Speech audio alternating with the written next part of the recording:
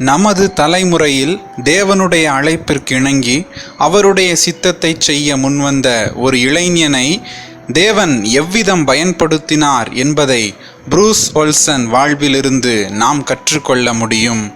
சிறு வயதிலேயே கிறிஸ்துவை ஏற்றுக்கொண்ட ஒல்சன் 16ஆம் வயதில் தென் அமெரிக்காவில் வாழும் கிறிஸ்துவை அறியாத, சுவிசேஷத்தால் சந்திக்கப்படாத மக்களை குறித்து கேள்விப்பட்டு ஜெபிக்கவும் அப்பகுதியில் வாழும் மக்களை பற்றிய மூல விபரங்களை சேகரிக்கவும் தொடங்கினார். 1961ஆம் ஆண்டு அவருக்கு வயது 19. தேவனுடைய அழைப்பின் நிச்சயத்தை உணர்ந்து உடனே ஊழியத்திற்கு புறப்பட்டார்.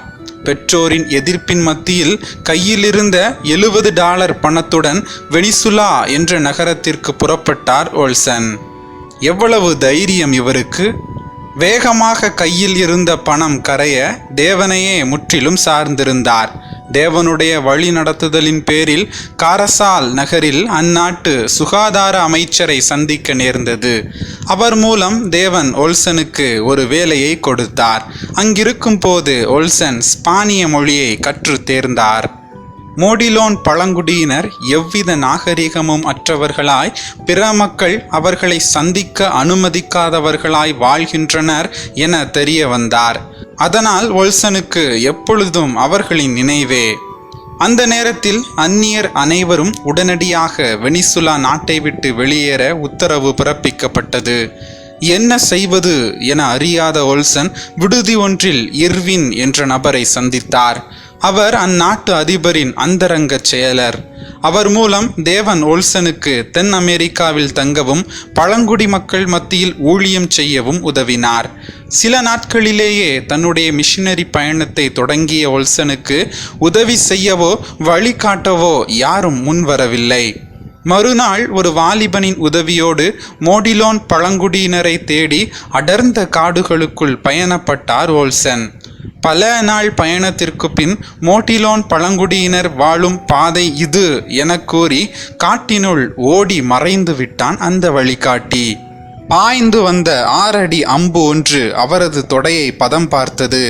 மயங்கி கீழே விழுந்தார். கண் விழித்த போது பலர் ஈட்டியுடன் அவரை சூழ்ந்திருந்தனர். மறுபடியும் அவரை ஈட்டியால் குத்த ஓங்கிய வாலிபனை தடுத்த இன்னொருவன் ஒல்சனை தலைவனிடம் இழுத்துச் சென்றான். தலைவன் வேட்டைக்கு சென்றிருந்தபடியால் ஒல்சனை 55 அடி அகலமும் 100 அடி நீளமும் 40 அடி உயரமுமான பிரம்மாண்ட குடிசையில் புல்லினால் ஆன தொட்டியில் படுக்க வைத்தனர். தலைவனின் வருகைக்காக 2 நாட்கள் காத்திருந்த போது அவர் கடுமையான வயிற்று வலியினால் அவதியுற்றார். எனவே இரவோடு இரவாக அங்கிருந்து தப்பி ஆற்றோரமாக சுமார் 10 மைல் தொலைவு நடந்து வந்து அதிக களைப்பினால் மறுபடியும் மயங்கி விழுந்தார். வேட்டைக்கு வந்த சிலரால் அவர் காப்பாற்றப்பட்டு ஒரு மருத்துவமனையில் சேர்க்கப்பட்டார். 2 வாரங்களில் நல்ல சுகம் பெற்று மறுபடியும் பல பரிசு பொருட்கள் மருந்துகளோடு மோடிலோன் பழங்குடியினரை சந்திக்கச் சென்றார். மோடிலோன் பழங்குடியினர் வாழும் கிராமத்தின் அருகே சென்று அவர்கள் செல்லும் பாதையில் சில பரிசு பொருட்களை வைத்துவிட்டு காத்திருந்தார்.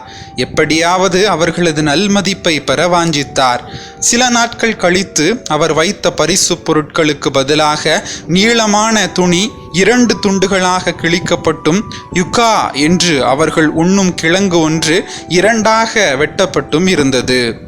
மறுநாள் பிரயாணப்பட்டு சென்ற ஒல்சன் ஒரு புதருக்கு பின் 5 பழங்குடி வாலிபர்கள் கையில் அம்புடன் நின்றதை கண்டார். அவர்களை பார்த்த ஒல்சன் பின்வாங்கினார். அவர்களோ அம்பை பூட்டி அசையாது நின்றனர். பின்பு ஒல்சன் மோடிலோன் வழக்கத்தின்படி புருவங்களை உயர்த்தி வணக்கம் கூற அவர்கள் சிரித்தபடி அவர் முன் வந்தனர். அவர்கள் முன்பு ஒல்சன் சென்ற மோடிலோன் கிராம வாலிபர்கள். அவர்கள் தங்களுக்குள் பேசிய வார்த்தைகளை மனப்பாடம் செய்திருந்ததால் தானும் அதை திரும்ப திரும்ப கூறினார். பொருள் தெரியாத அவருடைய வார்த்தையின் அர்த்தம் உடனே தலைவனிடம் கூட்டிக் கொண்டு போ என்பதாகும். எனவே அவர்கள் ஒல்சனை அழைத்து கொண்டு பயணப்பட்டனர். இடையில் ஒல்சன் மஞ்சள் காமாலை நோயினால் அதிகம் அவதியுற்றார். மயங்கி விழுந்த ஒல்சனை தூக்கி கொண்டு தலைவனிடம் சென்றனர். ஒரு மனிதன் தன் இனத்தாரை விட்டு வேறு இடத்தில் மரித்தால் அவன் சபிக்கப்பட்டவன் என நம்பும் மோடிலோன் தலைவன் அவனை கொல்லாமல் தானாகவே சாகட்டும் என அவர்கள் வாழும் மாபெரும் பந்தல் போன்ற வீட்டில் படுக்க வைத்தான். மறுபடியும் அனைவரும் தூங்கும்போது அங்கிருந்து மெல்ல மெல்ல எழுந்து வெளியே வந்த அவர் ஒரு ஹெலிகாப்டர் பறப்பதை கவனித்தார். வெட்ட வெளியில் வெள்ளை மனிதன் படுத்திருப்பதை கண்ட விமானி தாழ வந்து அவரை காப்பாற்றினார். இதை ஒளிந்திருந்து பார்த்த மக்கள் ஆகாய ராட்சச கழுகு அவரை தூக்கி சென்று விட்டது என எண்ணினார்கள். அடுத்த வாரமே நல்ல சுகம் பெற்று மறுபடியும் அதே கிராமத்திற்கு சென்றார். அங்கு கண் நோயால் பாதிக்கப்பட்டவர்களுக்கு மருந்து கொடுத்தார். கண் நோய் சுகமானதுமே அக்கிராம தலைவன் மற்றும் அனைவரும் அவருக்கு நண்பர்கள் ஆனார்கள். இதனால் இவர் ஒரு மந்திர சக்தி படைத்தவர், மறுபடியும் சாகாமல் வந்துள்ளார் என மரியாதை செய்தனர். ஓல்சன் பயன்படுத்திய சாதாரண மருந்துகள் அம்மக்களுடைய நோய்களில் இருந்து விடுதலை தந்ததால் மோடிலோன் பழங்குடியினர் மேலும் அவரை நம்புவதற்கும் ஏற்றுக்கொள்வதற்கும் ஏதுவாக அமைந்தது.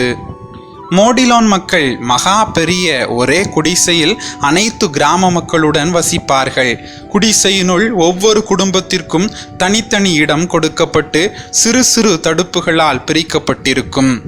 அனைவரும் நீண்ட மரக்கொடிகளால் செய்யப்பட்ட தொட்டில்களில்தான் படுப்பர். கடவுளை பற்றி அவர்களது நம்பிக்கை என்னவெனில் டிப்போ டிப்போ என்பவர்தான் கடவுள். அவர் நட்சத்திரங்களுக்கு பின்பு உள்ள மகா பெரிய குடிசையில் வாழ்கிறார். இக்குடிசைக்கு இஸ்கோரிட்டா என்பது பெயர். அங்கு செல்ல அனைத்து மக்களுக்கும் மிகுந்த ஆவல். ஆனால் ஒருவருக்கும் அங்கு செல்ல வழி தெரியாது என்பதாகும். இதை மையமாக வைத்து ஓல்சன் டிப்போ டிப்போ, அதாவது கடவுள் மிகவும் அன்பானவர், அவர் அனைத்து மோடிலோன் மக்களும் தன்னுடன் வாழ ஆசைப்படுகிறார், எனவே தன்னுடைய குமாரனாகிய கிறிஸ்து இயேசுவை இவ்வுலகிற்கு அனுப்பினார். அவர் நம்முடைய பாவங்களுக்காக மரித்து உயிர் தெழுந்தார். நீங்கள் பாவங்களை அறிக்கையிட்டு அவரை ஏற்றுக்கொண்டால் டிப்போ டிப்போவின் குடிசைக்கு செல்லலாம் என கூறினார். அவரது பிரசங்கத்திற்கு உடனடியாக விளைவை காண முடியவில்லை. காரணம், மோடிலோன் மக்கள் மத்தியில் பாவம் என்ற சொல் காணப்படவில்லை. எனவே அவர்களது தீய பழக்க வழக்கங்களை ஒவ்வொன்றாக சுட்டிக்காட்டிய ஓல்சன் இப்படி செய்வது டிப்போ டிப்போவுக்கு பிடிக்காது என கூறி பாவத்தை உணர்த்தினார். படிப்படியாக அவருடைய சொல்லிற்கு அம்மக்கள் கீழ்ப்படிந்தனர். முதன்முறையாக ஓல்சனை அம்பெய்து கொல்ல முயன்ற வாலிபன் கொரைரா மனம் திரும்பி கிறிஸ்துவை ஏற்றுக்கொண்டான். அவனை கொலம்பியா நாட்டிற்கு தன்னுடன் அழைத்து சென்று அங்குள்ள கிறிஸ்தவர்களிடம் பல உதவிகளை பெற்று ஒரு மோட்டார் படகுடன் பல பொருட்கள், மருந்துகள், உபகரணங்களுடன் திரும்பினார். அந்த இளைஞனுக்கு வேதத்தை இன்னும் ஆழமாக கற்றுக் கொடுத்ததோடு மருந்துகளை பயன்படுத்த, ஊசி போட, இயந்திரங்களை இயக்கவும் கற்றுக் கொடுத்தார். கொரைராவை தொடர்ந்து ஏராளமான மோடிலோன் மக்கள் கிறிஸ்துவை ஏற்றுக்கொள்ள தொடங்கினர்.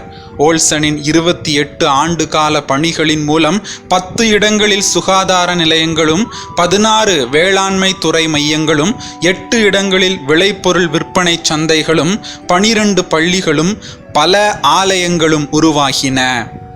ஆண்டவர் மீது இருந்த விசுவாசமும் அவருக்கு கீழ்ப்படிதலும் ஓல்சனை ஒரு சாதனையாளனாக மாற்றியது. அர்ப்பணம் இருந்தால் நாமும் தேவனால் வல்லமையாய் பயன்படுத்தப்பட முடியும். இதை கேட்கிற சகோதரனே, சகோதரியே, நீ மிஷனரியாக கடந்து வர பெற்றோர் உன்னை தடை பண்ணுகிறார்களோ? ஓல்சனின் வாழ்க்கை நமக்கு ஒரு பாடமாக இருக்கட்டும். அவருடைய பெற்றோர் அவரை தடை பண்ணும் போது அவர் வீட்டிலேயே இருந்திருப்பாரானால் இன்று இந்த மோடிலோன் பழங்குடி மக்கள் சுவிசேஷத்தால் சந்திக்கப்பட்டிருக்க மாட்டார்கள்.